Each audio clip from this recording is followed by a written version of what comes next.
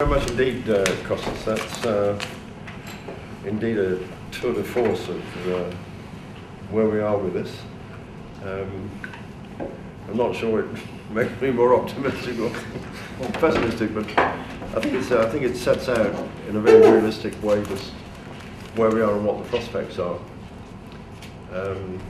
As ever, dare I say it, it just takes human beings to decide they want to settle these disputes in the end, doesn't it? Whether it's 1 year on or 500 years on. Anyway, thank you very much for that, indeed. It's a lot to think about. If anybody wants to think about it out loud, and Chris, very pleased to see you. I loved Costas's speech, and I agree with a great deal of it. I just like to say that I'm coming up to 40 years of trying to think about this problem, because when I got re-elected to the House of Commons, I got suddenly put on the Cyprus Select Committee in 1974. And I felt very strongly then that the real blockage to agreement has been the unwillingness of the United States of America at the very last point when one feels one's got an agreement, to throw a spanner of some sort into the works and slow the whole thing down. And what the sort of WikiLeaks things that are coming out about, little bits about Callahan and Kissinger after 1974 are, backing this concept up. And therefore it's so easy to talk about the West, when actually the West, for great chunks of these coming up to 40 years of me watching this, has been an increasing control by the United States of America over the foreign policy of certain EU countries of their own, the EU in general, and particularly the British Foreign Office. So I don't know how, the question I'd like to ask Costas, am I an obsessive about the United States of America, or is it fundamentally America's fault, which has always tended to want NATO, the boundaries of NATO and the boundaries of the EU to be the same? And until it can get that, it's not going to help in any other way. Yes, please. Yeah, hi, Ibrahim. Just, I agreed with much of what you said, but just a point I wanted to raise. You made a point about, obviously... I'm so sorry, would you mind telling us your name? Amina Ibrahim. Yeah, it was just a point that you made about, obviously Turkey's position on Cyprus precludes it from making comments about situations like Israel and Palestine. I'm not entirely sure if that argument stands, because if that were the case, then Britain and America wouldn't be able to say much about very much either, would they? And I'm just unsure where that would lead us. And I just think we need to perhaps recognise that I suppose in Erdogan we do have somebody fundamentally different and more progressive, whereas say 20 years ago if a Turkish Prime Minister had made that point, it would have pretty much stuck in our throats. But in a sense with Erdogan it does appear that it is slightly different. Okay, yes. Me? Yes. Yes.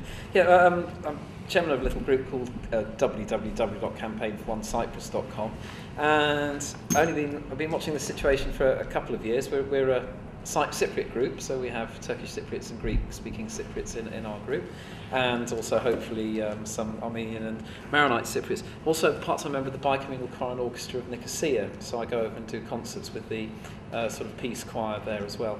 And I haven't been watching the situation for as many years as the learned gentleman here, but we stand for the desire to live together. I mean, when I was 8 years old, my desk partner at school was a Turkish Cypriot, Errol Zia. I've always been thrown together with Turkish Cypriots by sort of destiny or God or fate or something, whatever it is. Should we not get one Cyprus, as we desire to live together, those of us who do desire to live together, my group in particular, should we be looking for crumbs under the table? And these crumbs might be, for example, the mixed or Turkish Cypriot school in the Republic of Cyprus in, was it Bila it was going to be in? The human rights of Greek Cypriots in Carpassia to not be disinherited of all their property and possessions, but to stay living there if they so wish, and to be able to do things like fishing, which isn't really a particularly unreasonable request, to be able to get your fishing rod out.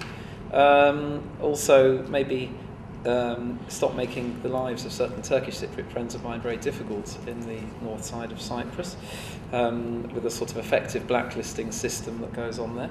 The setting up of a bicommunal zone, as it were, bicommunal being the buzzword for funding, isn't it, where people that want to live together could live together, and seeing as, you know, almost 2/3 of the Turkish Cypriots have left in inverted commas, would it be reasonable for the north of Cyprus to give some concession, maybe Varosha, for that to be a bicommunal zone where Cypriots can live together, the ones that want to live together? And then lastly, the heritage aspect, which seems to be a particularly disgraceful situation really, where lots and lots of people would like to repair various things. Apostolos Andreas is one. I've just come back from Cyprus, by the way, 3 days ago. No sign of the completion date for Apostolos Andreas restoration was St Andrew's Day 2009, but the repair hasn't started yet, despite lots of money flooding into the monastery. I haven't checked on the Teki Mosque, but the antiquities in general, I haven't. Sorry? Yeah. Has it been completed, or is it? Okay. But anyway, we have to make progress in terms of the school that Christofias promised to set up. And then the various things like graveyards. It's quite distressing to visit your smashed up graveyard and there's bones lying all over the place. And plenty of Turkish Cypriot friends of mine would like to rebuild, and Greek Cypriot friends, in fact some Greek Cypriot friends here at the moment, to rebuild some of these, restore some of these graveyards with the involvement of the Muslim clergy, clerics, and the Orthodox priests and so on, to look after these things, just so that when people visit, they're not so distressed. And maybe, you know, I'll always keep campaigning. I think we'll all keep campaigning for one Cyprus. This is what we want. I think a Greek Cypriot without a Turkish Cypriot is like a left hand without a right hand. I spend at least half my time in the north of Cyprus when I'm in Cyprus. But, you know, if we don't ever get this, you know, I mean, I think these crumbs, maybe Turkey would be kind enough for, and also the Republic of Cyprus would be kind enough to grant us a few crumbs, perhaps, for those who see themselves. Shall I answer this? No, let me just bring in Master Tommy Cox here. We're very pleased to see you here, Tom. Thank you. Well, as always, as you said, Robin, it was indeed a tour de force from Costas and of great interest. Costas, you in your opening remarks made reference to Jack Straw on a number of occasions. Yes. But those of us who tried to work with Straw, none of the comments that we are now hearing in his article in the Times, or indeed the broadcast on Radio 4, will come as any great surprise to us. Because we know with Straw, when he was the Foreign Secretary, as equally when Blair was the Prime Minister, there was never ever any clear indication from them we fully wish to be involved in ending the ongoing tragedy that the Republic of Cyprus has faced since the Turkish invasion. And I always say, Costas, that it was invasion and it is now occupation of a great deal of the island of the Republic of Cyprus. I went with Eddie O'Hara into the Karpas, and we also went into the closed area of Famagusta. And we met Straw after our visit. And I'm saying to you in this audience here this evening, it was an utter waste of time. He couldn't refuse to see us, but he went out of his way to say, well, say what you want. I'm not going to get very involved, neither will the Prime Minister. But as you know, and many of us here this evening know, when it suits the British government, where, as you said, one of the guarantor powers a Commonwealth country, a fellow member of the EU. But the question I put to you, and I just make a comment on what Chris said about the Americans. I was on the Council of Europe for many, many years, and we often used to go to America. And I was in America, in Washington, and got to know members of the Congress who were sympathetic to Cyprus. And one of them came up to me one day and said, "Tom, have you heard the news about the president?" And I thought for a minute, God, and this was Bill Clinton. Has someone attempted to assassinate the president? And this member of the Congress said, he has announced today the appointment of Richard Holbrooke as his special envoy to Cyprus. Things will really start moving there now, Tom. You know, Costas, how long did Richard Holbrooke stay in post, and what did he ever achieve? So my question to you is, we now have a new government. We recently had David Cameron making a major speech in Ankara on his way to India. Does the British government have a meaningful role, if they wish to play it, in trying to get both sides to agree to a settlement that would benefit many of us here, people like Andrew Dismore, Chris, Andy Love, you, Robin, many of us have always said, okay, I've always made my position 100% clear. I am overwhelmingly a supporter of the Greek Cypriot, but I do realise the rights of Turkish Cypriots, and I want a country of that size with those two communities. If they can't work together, what hope is there for the tragedies that exist in many other parts of the world? And although people say, oh, Northern Ireland's nothing comparable to Cyprus, it's shown what can be done when governments really wish to become involved. So really, Costas, I would like to hear from you. Do the British government have a major role to play? And do you think under the new administration they will start to do so? Well, that's fine. Let me start from Tom Cox. And let me simply say that the United Nations, for years now, ever since it stopped talking only to the Americans, because there was a period, and that was the disastrous period between 2003 and 2004, when the UN talked only to the Americans. The reason that I know that is that I happened to be in New York in March 2004 and went to see one of Kofi Annan's closest people in the UN Secretariat. And I said, you know, what is going on here? And he said, well, we will do whatever the Americans want, because the Secretary General resisted the Americans on Iraq, and he has paid a very heavy political price for doing that, and he will not do it again over Cyprus. So you may be sure that whatever the Americans want is what is going to come out of the arbitration. And I said to him, that means almost certainly that it will be such a way that the Greek Cypriots will reject it. And he said, fine, he said, then Turkey will be able to open EU accession negotiations. I said, fine, I'm all in favour of Turkey opening EU accession negotiations, but it doesn't end those negotiations. And he just shrugged his shoulders, because most politicians only live for the next 3 months, maximum 6 months. They don't look further down the road. Now, that was the situation in 2003, 2004. Ever since the defeat of the referendum and in the in-between period when Michael Moller was the UN man in Cyprus, a different UN approach began, and they started taking very seriously all 5 permanent members of the Security Council. And they often actually brought into Cyprus negotiations to apply pressure on Tasos Papadopoulos or Mehmet Ali Talat, all 5. So the answer to your question, the one part of your question, is very simple. Yes, Britain has a very important role. It has a very important role because it is one of the 5 permanent members of the Security Council and is the one of those 5 which has sovereign base areas in Cyprus and an accumulated expertise on the Cyprus problem, which is very great. When you discuss the details of the Cyprus problem, I do not think there is any other place outside Cyprus than this country where you can get into the detail and people will understand you. Certainly not in Washington.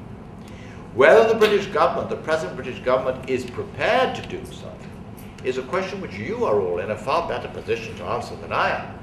Because I follow British events, I read British papers, but I don't live here every day. Some of you are in the House of Lords or the House of Commons. You are in a position to know. Certainly, William Hague's answer to Jack Straw very clearly said to him, well, the Honourable Gentleman is presumably aware of our treaty obligations. That is a good point from a negative point of view.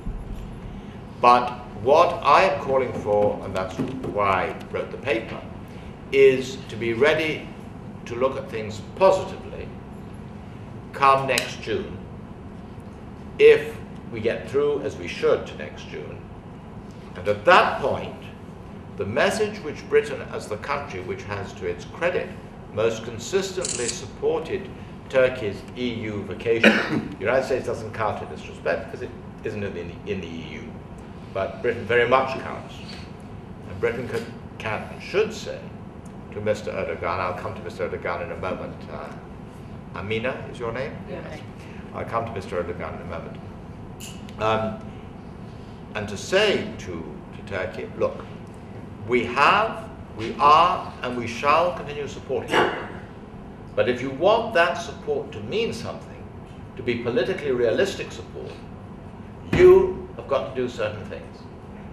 And in doing these things, you will not suffer anything, because you can automatically unblock the negotiations, even without a settlement in Cyprus. Even without a settlement. Do Chatham House rules apply here or not? No, they don't, so I have to be careful. Okay. Because I would otherwise tell one or two stories about what Turks have told. Can we declare Chatham House? Because there are lots of Turks who understand this. There are lots of Turks who understand, I mean, I'm talking about senior Turks, who understand that it has been an own goal, this whole story of not accepting Republic of Cyprus flag ships, which they used to accept, long after Turkey ceased recognizing the Republic of Cyprus. They accepted Cyprus flag ships in Turkish ports. And then suddenly, one day, I can't remember the exact year offhand, they stopped doing so. Sorry? 87. 87, okay. They suddenly stopped doing so. And many very well-connected Turkish friends of mine say, why on earth did we not just go back to saying, okay, we'll accept their ships, we're okay vis-a-vis the Protocol of Ankara, forget it. And we don't recognize them. So that was a genuine own goal. And the British government has a huge role in persuading the Turkish government to back down from that position. Even if they back down just from that position, that will open the road then for negotiations to move along very much faster. And I would remind you that this has happened 3 times in the past. Turkey has backed down from previous positions. It's not true that the Turks never change their position. It's not true of any country that they never change their position. And it's not true of Turkey either. The opening in 2003 of the Green Line was a dramatic change of position. It had been shut ever since 1974. That's a dramatic change of position. In 2002, they refused, Denktash refused for a whole year to turn up to negotiations.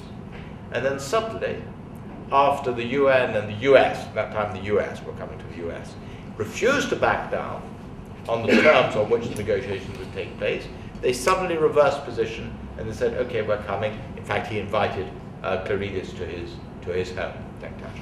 So it is quite conceivable that Turkey could back down on this, and it's very much the British government who is the most important country in achieving it. Now, to go to Amina second, because one of the people who asked me has gone. Oh, yeah, no, he's come back, sorry. To go to Amina. Of course, all governments in world history have been inconsistent. It is entirely possible that you can say these evil Chinese are guilty of genocide, as Mr. Erdogan said on the riots in Urumqi, and yet himself be doing something. Of course, and I agree with you 100% that the British and American governments have done it many times. But what is the result? I mean, let us be very blunt. American and British prestige in the world have declined dramatically since Iraq. Dramatically. Because they told something which may not have been technically a lie, and I believe was not technically a lie, but was far too convenient. Far too convenient for anyone else in the world outside the United States and Britain to really believe that this was a correct way of proceeding. Now, the decline of one's moral, ethical weight in the world is something which is very serious. In Turkey, you've made a very good point. Former Turkish leaders never spoke in ethical terms. Erdogan is the first one, not even Özal did that, who in many respects is the predecessor of Erdogan in his policy. Erdogan is the first person who is speaking in ethical terms, and he's spoken out in ethical terms regarding Lebanon and Palestine, and of course the Chinese story where he made a fool of himself. But in Lebanon and Palestine, he didn't make a fool of himself. These were perfectly legitimate points to make. At that point, you have to start thinking, can I do that consistently? Does it do damage to me if I'm inconsistent? If I'm consistent, does it not increase my weight in world affairs? That was the only point that I was making. Now, coming to Chris' point about the United States. The United States has not been responsible for all the agony of Cyprus. I started following Cyprus problem 20 years before you, when I was only 16 years old. And I followed it pretty consistently since, with a few years gap in the 60s, when I had to earn my daily bread and butter to such a degree that I couldn't follow it. But very soon I was back to following it. So there aren't many people around outside Cyprus who have followed it. In the 50s, the Americans did nothing wrong at all. The ball was in the British court. And it was Britain, and then secondly, the Greeks and the Turks, who did the bad things that happened in the 50s. In the 60s, it was the Americans. The Americans started playing rough and tough, their anti-communist game in a country which was totally inappropriate to play an anti-communist game. The whole structure of Cyprus politics was made a mess of by the American insistence on supporting the nationalists on both sides. It was absolutely criminal, very stupid, but they played that game. In 1974, my view is in writing. I believe that genuinely the British government, under Jim Callaghan was the Foreign Secretary, of course, did not know what was going on. I believe, I know this is not Mr. Costantino's view, but I've reviewed his book, it's in the Friends of Cyprus report, and I lived through the period, and I lived through the period very actively. I'm convinced that Henry Kissinger knew exactly what was going on. He knew exactly what was going on. And so there is a big distinction. So when you came into the Cyprus problem in 75, 74, 75, you were right to say that the United States was playing the major role. But it is not true that it has always played the major role. Now today, what is the American position today? The Americans last played the major role in 2003, 2004. Since then, they have played a supporting role, not a major role. And it will be very interesting to see whether they try to play a major role in the coming period. We simply don't have the answer to that question. We have the following considerations to take into account. Mr. Erdogan has become very unpopular in Turkey, in America. In Turkey he's not. On the contrary, I believe that he will win, and I've just come back from Turkey, I believe that he will win the June 2011 election handily unless something dramatic happens, which always happens in politics. A week is a long time in politics. 6 months is a century. We don't know what might happen or might not happen. But as things stand in Turkey, the ordinary Turkish people are either for him because he's the only proper Muslim, and the revival of Sunni Muslim identity is a very strong element in Turkey today, or many of my most liberal friends are in his favor and will vote for him again. They say, we know that he's not a liberal, but we shall vote for him because he has done more than all the previous rulers of Turkey to liberalize, and in particular the Kurdish problem. And this is one where his Sunni Islam is actually a liberalizing force, because he sees the Kurds as fellow Muslims. And therefore, he is prepared to accept they may not be Turks, but they may be okay. And that is why in the southeast of Turkey, for anybody who follows Turkish politics as I do, you know that the two major political forces are the Kurdish nationalists and the AKP. The Republican People's Party is nowhere. They don't count because they are identified with Turkish secularist nationalism. And nobody in the Kurdish-speaking regions wants to have anything to do with them. So, that being so, we can, I think, say that Erdogan is a man who might decide. Oh, let me take why he might decide. I haven't explained that. Erdogan is a man who is a little bit like, who can I say in British politics, who really understood the British people from the inside. Stanley Baldwin pre-war. I can't think post-war of somebody who's got such an empathy. In Greece I can. Constantine Karamanlis Sr.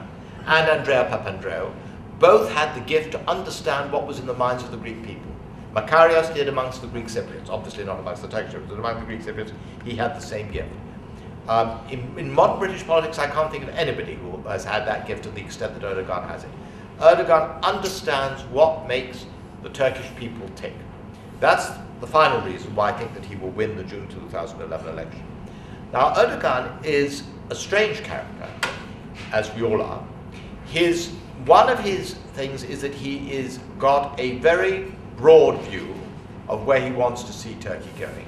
And that includes Turkey becoming a more European country. But on the other hand, he is very autocratic. And people who are quite close to him say that you better not get on the wrong side of him. He is a very, very autocratic gentleman. We don't know which side is going to come out on top if he wins the June 2011 election. However, logically and realistically, if he wants Turkey to continue in the EU road, there's got to be a Cyprus settlement. That must be our grounds for hope if the British, American, Chinese, Russian and French governments work with that aim. Now, the question that you asked, turning to you last, is, I, of course, am totally sympathetic. I only wish more London-based or British-based Greek Cypriots and Turkish Cypriots were doing this. It is the great shame of the situation in Cyprus, and is that whereas there was a large civil society presence in the period 2002-2004, that has been considerably diminished in recent years. And it would be a huge contribution of British Cypriots if that got going again. As you probably know, since you've been in Cyprus recently, there is at the present time a great deal of bad feeling on the part of Turkish Cypriots against Turkey. This is not politically expressed. There is no party which expresses it. But it was very evident when, as a Turkish Cypriot told me too, and I didn't get it from Greek sources or Greek Cypriot sources, the vice president of Turkey, or vice premier, I can't remember, but responsible for Cyprus, visited Cyprus. And as part of the austerity drive, which is a common feature of most societies today, they started cutting expenditure and Turkish expenditure in the area administered by the Turkish Cypriot community. And he faced a big crowd shouting at him. You probably know the story yourself, but many others around the table may not. And he made the mistake of saying, "You look to me," or something to the effect, "you look to me to be rather Greek Cypriot." Well, of course, Greek Cypriots and Turkish Cypriots do look very similar. You know, it's one of the fortunate things in the situation, and I'm sure their genes are much more similar than anybody would like to admit, but I think that is probably true. Well, I understand that there is a great deal of resentment in the Turkish Cypriot community on this issue, but it is not going to be politically expressed. The only way it can be expressed is through civil society action. And civil society action is an absolutely major desiderata. I couldn't agree with you more on heritage, and just to show you to what degree this is not an issue which automatically divides Greek and Turk, or Greek Cypriot and Turkish Cypriot. In 1987, I was on the Council of Europe and Austria, it's a pan-European council, and there was a report presented on terrible situation with regard to heritage in the occupied part of Cyprus. And in this case, the word occupied is absolutely appropriate because most of the damage was being done by the Turkish army, specifically, and not by Turkish Cypriots. And a resolution was presented by the Greek Cypriot that there should be, we as Europa Nostra, as a pan-European organization, should say this is a very bad thing and something needs to be done about it. And everybody started shuffling around the table and being rather worried, would this be another Greek-Turkish spat? And the Turkish member of the council got up and he said, there is no civilized person who can dispute the accuracy of the account of what has happened, and there is no civilized Turk who will vote against it. I second the resolution. Excellent. Yes, no, there's someone back there, so I'll come to you, yes? Yeah, thanks to you, Sam. I think a lot of contributions have been very interesting tonight. I think there's a genuine problem here in the UK. I think Andrew's touched on it very well in terms of the lack of harmony between Turkish and Greek Cypriots, particularly in London and the South East. We haven't really had opportunities to, do things on a bi-communal level, and people still foster. There's a lot of stigma, in terms of people's perceptions. Turkish Cypriots have issues concerning trust with Greek Cypriots. Rightly or wrongly,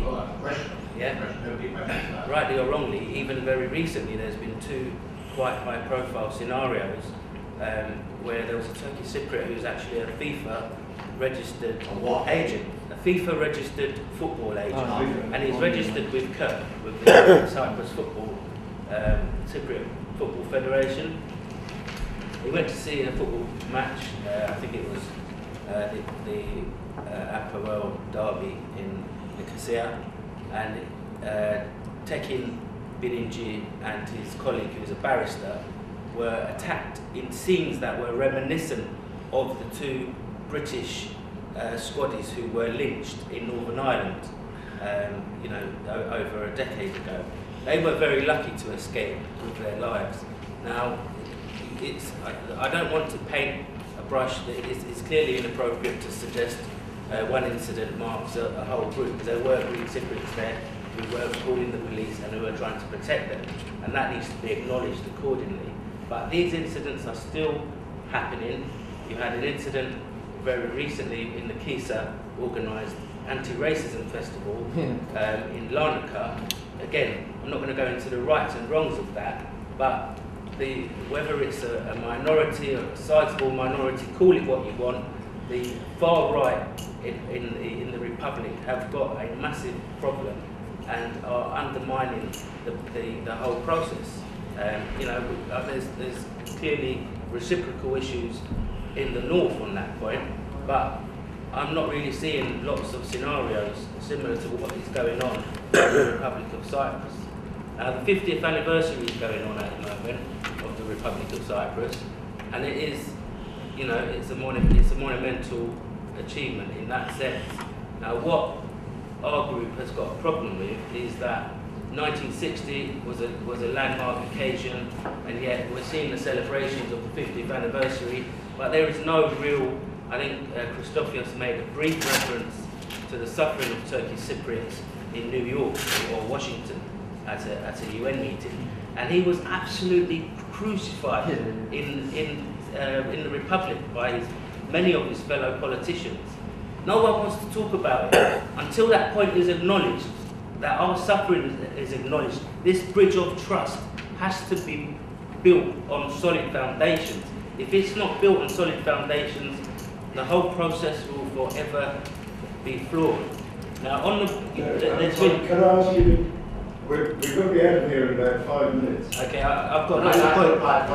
I've got lots of points to make. I'll wind it up. This point, we need to acknowledge, right, on this point of double standards. Now, I think Costa's made a good point, and I will stand by that point as well. Embargo went on Turkish TV very recently, right? And we said on the issue of desecrated sites in North Cyprus, if there is any evidence which can be put forward, we support the person who is responsible for the desecration of a church to be dealt with the authorities. We stood by that very firmly. But what makes us very, very angry is you got the motion passed in the US Congress not very long ago, which there's no acknowledgement. There's 200 mosques and our graveyards which have been desecrated in the Greek control, in the Republic, right? There's nothing, it's as though it's been airbrushed in history. Okay. And this point, forgive me, please wind up here. well, the point I'm making is that there needs to be balance in these issues, otherwise it will merely be seen as horrible propaganda, which is not going to help the two sides to reconcile the differences. And that point needs to be acknowledged by everyone who is here. Okay, thank you. Very briefly, thank you, Mr. Chairman. I noticed as you walked into the room, you greeted the room in Greek, and only in Greek. That's just an observation. I've heard a lot around the room about partition in the future tense. I'd just like to point out that I think we're 8 days away, 8 days short of 47 years since the island's been divided in one way or another. Now, the nearest we've come to reunifying the island was the Annan Plan in 2004, where 70% of the Turkish Cypriots, or let's call them those in the north, to appease Costa there, including those from Turkey, originally from Turkey, all voted yes. So they were pro-solution at that time. So when you now say that, well, the majority of them don't seem to be want to change, they seem happy with what they've got, you've got to ask what's happened in those last 6 years. And absolutely nothing for the Turkish Cypriots. So you can explain, you know... We can't be here all night. Well, with respect to everybody else, I'd say... I know, but Brent's better, no, you've been one. Costa, thank you for an interesting talk that you gave first. Secondly, it seems to me quite clear that the central aspect of this whole thing is justice. Now, the question of justice is one which is constitutional, social and criminal, applied both to Turkey in the most important point and, of course, its acolyte in the north of Cyprus. Now then, in Turkey, they have Article 297. Following from 297, there's Article 301, 307 and 308. Those were told to me by a Turkish academic here at the LSE when we were having a conference there on Cyprus again. Now then, you know as well as I do that 301 embraces the question of Turkishness. It is a criminal offence if you say, do, write or anything against, inverted commas, Turkishness. Now, if you have that kind of element within the Turkish constitution, how on earth can we achieve the justice overall? You can't be brief on the call. My name is Mr. Ersu Ekrem. I'm a Turkish Cypriot, and unlike anybody else, I think I'm one of the eyewitnesses of 1950s and 1960s because I've lived through it, and I find it very, very difficult to actually accept here the one-sided aspect of the Cyprus problem. Everybody seems to be looking at it in 1974 terms. Everybody's saying Turkey has invaded. Our rights as Turkish Cypriots have been stolen from us by Greek Cypriots since 1963. We've been living in isolation. Okay, I need a question. Yes, I will give you the question. I will give you the question. About the security, they're saying that the Turkish people need to feel secure. Yeah. Now, in 1964 and 1967, House of Representatives has actually passed a law called Enosis, which they have actually wanting the Enosis. It is in their statute books.